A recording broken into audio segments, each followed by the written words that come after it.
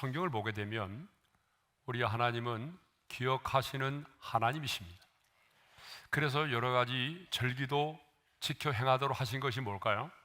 하나님의 은혜를 잊지 않고 기억하며 살도록 하기 위함이죠.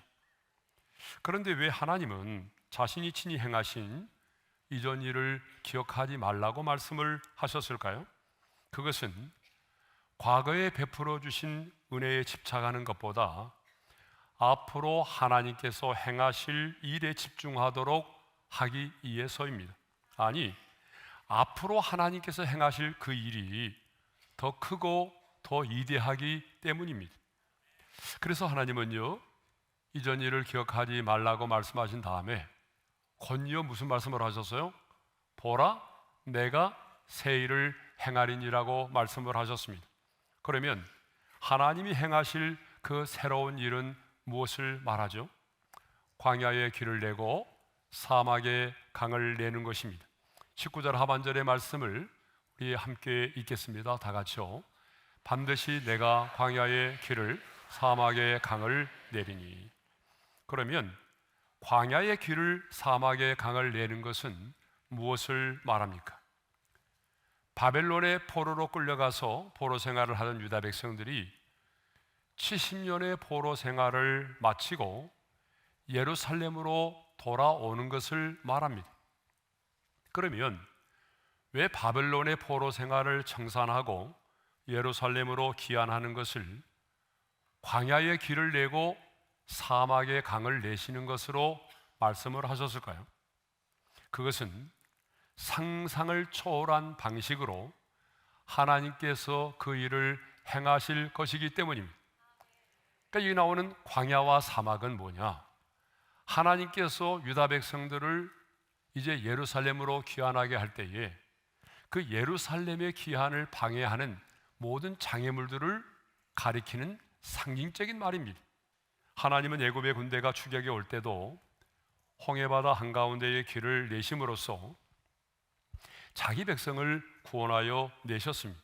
그런데 이제는 바다가 아닌 광야의 길을 내시고 사막의 강을 내심으로 유다 백성들을 예루살렘으로 돌아오도록 하시겠다라고 말씀을 하십니다. 그럼 이제 하나님께서 어떤 방식으로 광야의 길을 내시고 사막의 강을 내셨는지를 구체적으로 좀 생각을 해보도록 하겠습니다. 하나님은요, 가장 먼저 일하시기 전에 약속의 말씀을 주신다는 것입니다. 여러분 성경을 보십시오. 하나님은요, 말씀 없이 행하신 적은 한 번도 없습니다. 여러분 그러잖아요.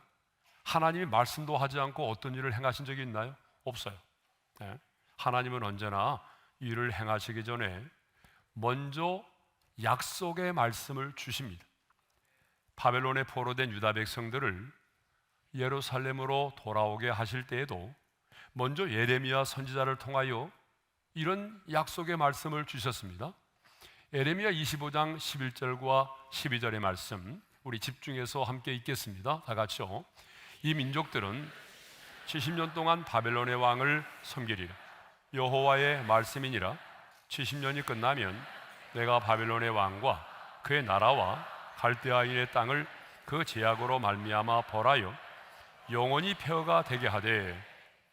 하나님은 예레미야 선지자를 통해서 분명하게 말씀하십니다. 유다 백성들이 바벨론의 포로로 끌려가서 70년 동안 포로 생활을 하다가 70년이 차게 되면 하나님이 바벨론을 치심으로 돌아오게 될 것이라고 말씀을 하셨습니다. 자, 하나님은요 이렇게 언제나 일하시기 전에 말씀을 주신다는 사실입니다. 언제나 일하시기 전에 하나님은 약속의 말씀을 주십니다. 여러분 왜 그럴까요? 그 이유가 있습니다. 그 이유는 뭐냐면 하나님이 일하시기 전에 먼저 약속의 말씀을 주셔야 이 일이 우연히 이루어진 것이 아니라 하나님께서 행하신 일임이 분명해지기 때문에 그렇습니다. 자, 두 번째로 하나님은 광야의 길을 사막의 강을 내시는 그 일을 위해서 고레스라고 하는 사람을 세워서 일하셨다라고 하는 것입니다. 그런데 여러분 성경 오늘 우리가 읽은 본문 19절과 20절을 보게 되면 내가라고 하는 말이 4번이나 반복해서 나옵니다. 우리 한번 같이 읽어볼까요? 시작. 보라, 내가 새 일을 행하리니 내가 광야의 길을 사막의 강을 내리니 내가 광야의 물을 사막의 강들을 내어 내 백성 내가 택한 자에게 마시게 할 것임이라. 하나님 자신이 광야의 길을 내시고 사막의 강을 내시겠다라고 말씀을 하십니다. 그런데 하나님은요, 언제나 사람을 통해서 일을 행하신다는 사실입니다. 우리 하나님은 전능하신 분이지만 언제나 하나님은 사람을 세우시고 그 사람을 통해서 일을 행하십니다. 자, 이스라엘 백성들을요, 애굽에서 구원하여 내실 때도 하나님은 모세라고 하는 사람을 통해서 그 일을 이루도록 하셨습니다. 그리고 바벨론에 포로된 백성들을 예루살렘으로 돌아오게 하는 일에도 고레스라고 하는 사람을 통해서 하나님은 그 일을 이루셨어요. 그래서 하나님은요, 고레스가 이 땅에 태어나기 전 150년 전에 이미 그 이름까지 고레스라고 말씀을 하셨고, 그 고레스를 내 목자, 나의 모든 기쁨을 성취할 자라고 말씀을 하셨습니다. 정말 고레스는 기름 부음을 받고 하나님의 손에 붙들림바 돼서 주변 나라들을 거침없이 정복해 나아갔습니다. 그러면 고레스는 어떻게 세계 최강 바벨론을 무너뜨렸을까요? 자, 이사야 43장 14절에 이렇게 바벨론을 무너뜨릴 거라고 예언하고 있습니다. 읽겠습니다. 내가 바벨론에 사람을 보내요 모든 갈대아 사람에게 자기들이 연락하던 배를 타고 도망하여 내려가게 하리라. 우리가 지난번에 생각해 본 것처럼 주전 539년입니다. 고레스는 바벨론을 정복하려고 그 바벨론 성을 에워쌌어요. 바빌로니아 제국 안에 있는 수도가 바로 바벨론인데 정말 엄청나게 큰 성이었어요. 그런데 이런 성이 적의 침략을 받아서 무너질 수가 있을까요? 그런데 세계 최강 바벨론 제국이 메대와 바사 연합군에 의해서 무너졌습니다. 그 주인공이 바로 뭐예요? 페르시아의 성경에 예언되어 있는 고레스라고 하는 사람입니다. 자, 다니엘서 5장을 보게 되면 바벨론 제국의 왕이 벨샤살 왕이었는데요, 이 벨샤살 왕이 1000명의 사람들을 궁으로 불러들여서 파티를 열었어요. 잔치를 열었습니다. 예. 그런데 하나님의 성전, 예루살렘에 있는 하나님의 성전에 있던 금그릇과 은그릇과 이런 기구들을 가져다가 거기에다가 술을 따라서 마셨어요. 하나님의 성전의 기구들을 가지고 술을 따라 마시는 것만이 아니라 그 자리에서 금과 은과 새와 구리와 나무와 돌로 만들어진 그런 신상들을 찬양하기 시작을 했어요.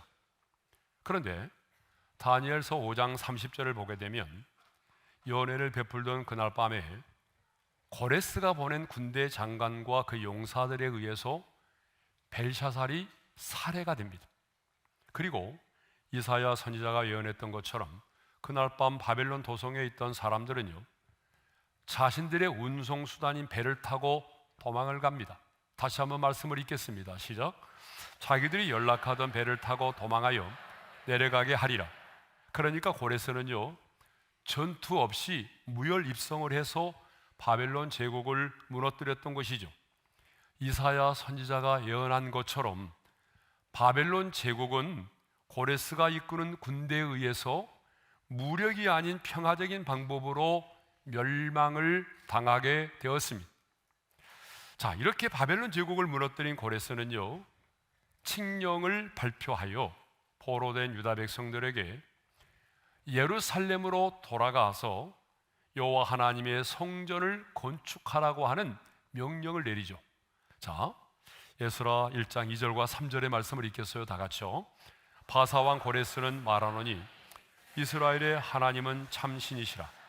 너희 중에 그의 백성된 자는 다 유다 예루살렘으로 올라가서 이스라엘의 하나님 여호와의 성전을 건축하라. 여러분 참 놀라운 일이잖아요. 예? 그러면 왜 고레스는 이런 칙령을 내렸을까요? 하나님께서 당신이 약속하신 바를 이루시려고 고레스의 마음에 감동을 주셨기 때문입니다. 자, 그 말씀이 바로 에스라 1장 1절에 있어요. 읽겠습니다. 바사왕 고레스 5년에 여호와께서 예레미야의 입을 통하여 하신 말씀을 이루게 하시려고 바사왕 고레스의 마음을 감동시키심에 그가 온 나라에 공포도 하고 조소도 내려 이르되. 여러분, 이렇게 하나님은 상상을 초월한 방식으로 일을 행하셨습니다. 인간의 생각을 뛰어넘는 그런 방식으로 하나님 당신의 약속을 지키셨습니다. 자, 이사야 41장 4절의 말씀입니다. 이 일을 누가 행하였느냐? 누가 이루었느냐? 누가 처음부터 만대를 불러내느냐? 나 여호와라. 처음에도 나요, 나중에 있을 자에게도 내가 곧 그니라. 전능하신 하나님, 역사의 주관자이신 하나님께서 고레스를 택하여 세우시고 상상할 수 없는 이 놀라운 일을 이루셨습니다. 광야의 길을 내시고 사막의 강을 내셨습니다. 자, 그러면 하나님은 언제 약속하신 이 새 일을 행하셨을까요? 19절 상반절의 말씀을 읽겠어요. 다 같이요. 보라, 내가 새 일을 행하리니 이제 나타낼 것이라. 너희가 그것을 알지 못하겠느냐? 이제 나타낼 것이라고 말씀합니다. 이 말은 임박한 미래를 말하는 거죠. 역사적으로 보게 되면 이 말씀이 선포되고 70년이 지났을 때에 이 모든 일들이 다 이루어졌습니다. 그러므로 내가 새 일을 행하리니, 이 말씀은 하나님께서 언젠가는 새 일을 행할 것이다가 아니라 이미 하나님의 새 일이 시작이 되었고 진행 중에 있다는 사실을 말씀하고 있는 것입니다. 그래서 보라, 내가 새 일을 행하리니 보라고 말씀을 하십니다. 무엇을 보라는 것입니까?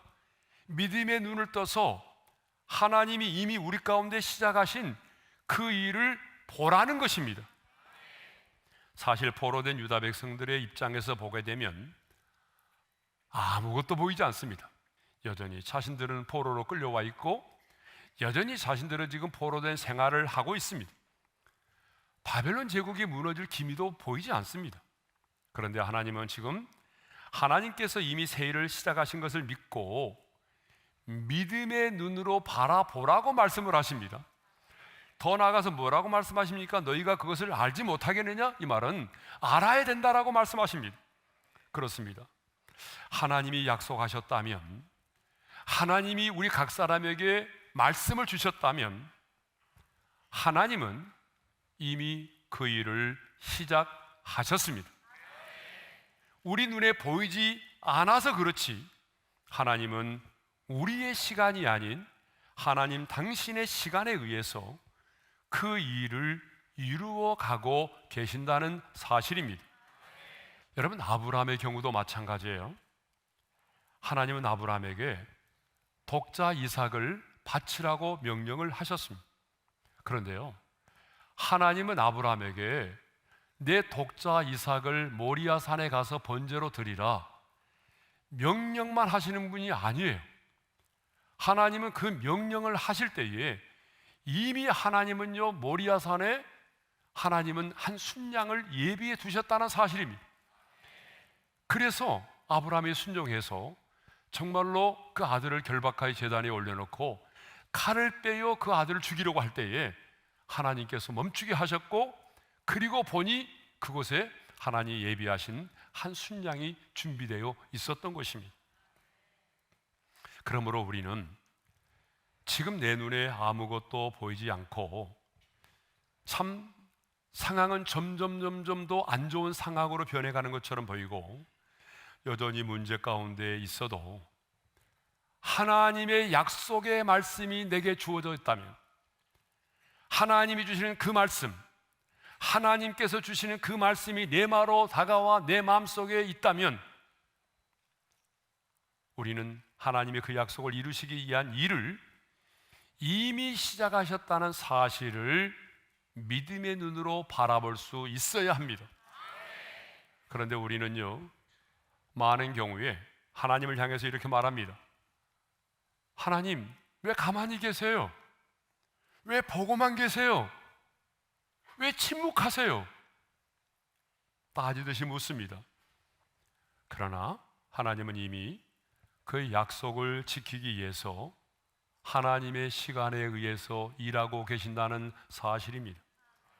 자, 우리가 즐겨 부르는 찬양 가운데 왜 나만 겪는 고난이냐라고 하는 찬양이 있어요. 그런데 후렴에 보게 되면 이런 가사가 있습니다. 견디기 힘든 지금 이 순간에도 주님이 일하고 계시잖아요. 그렇습니다. 주님은 보이지 않지만 우리의 고난의 뒤편에서 일하고 계신다는 사실입니다.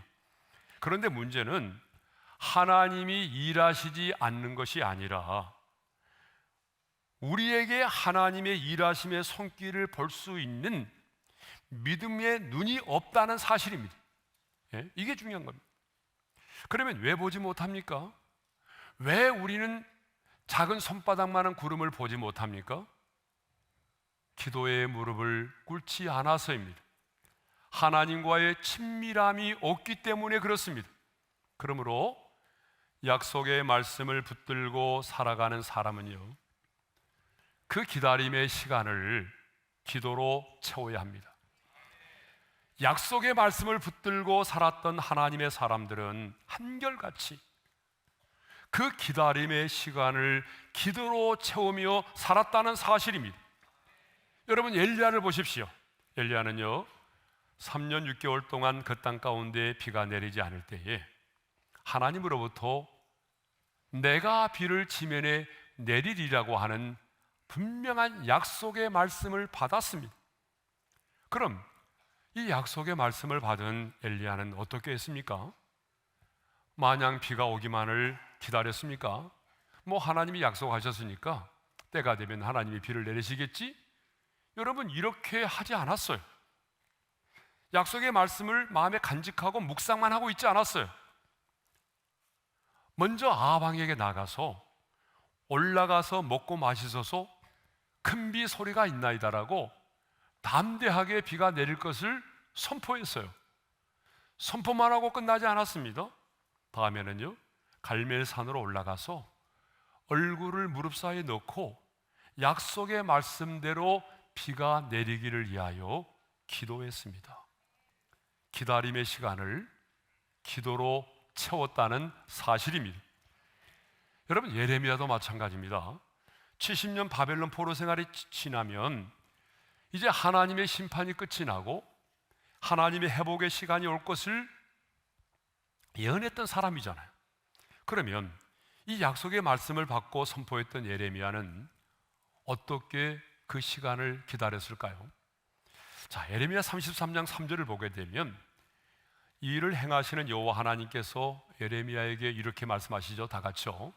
너는 내게 부르짖으라. 내가 내게 응답하겠고 내가 알지 못하는 크고 은밀한 일을 내게 보이리라. 하나님께서 예레미야에게 너는 내게 부르짖으라고 말씀하셨어요. 그렇다면 이 말씀에 근거해 보게 되면 예레미야는 그 기다림의 시간을 그냥 보냈겠어요? 눈물로 기도하며 보냈습니다. 예. 다니엘도 마찬가지입니다.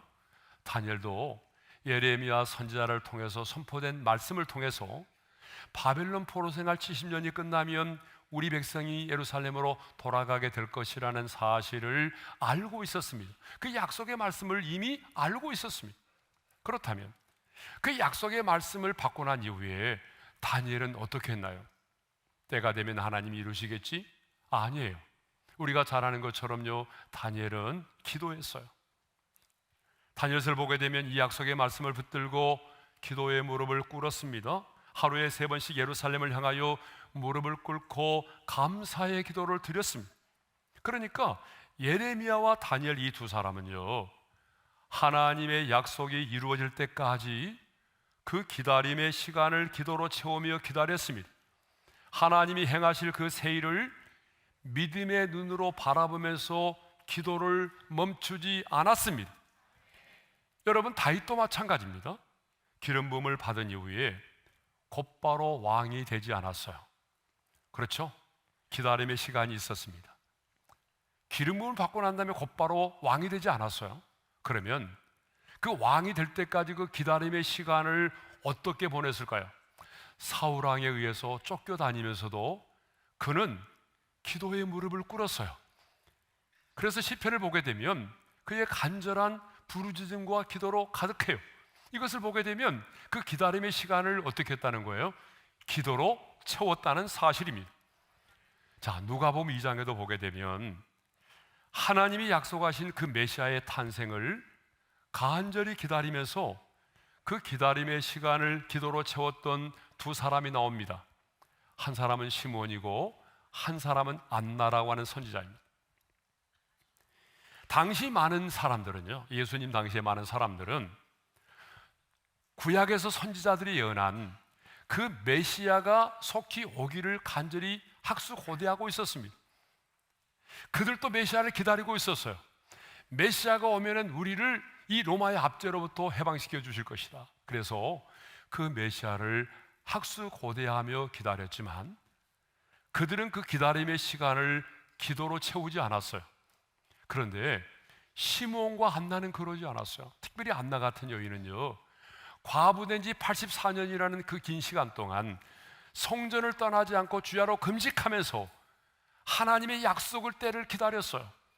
이렇게 하나님이 약속하신 그 메시아를 기다리면서 기도로 채웠던 두 사람은요, 다른 사람들은 몰랐지만 정결의식을 취하기 위해서 예루살렘 성전에 올라왔던 아기 예수를 극적으로 만나게 되었습니다.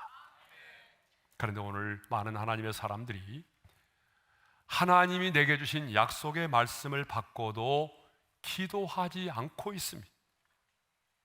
아니, 어떤 분들은요, 기억만 하고 있습니다.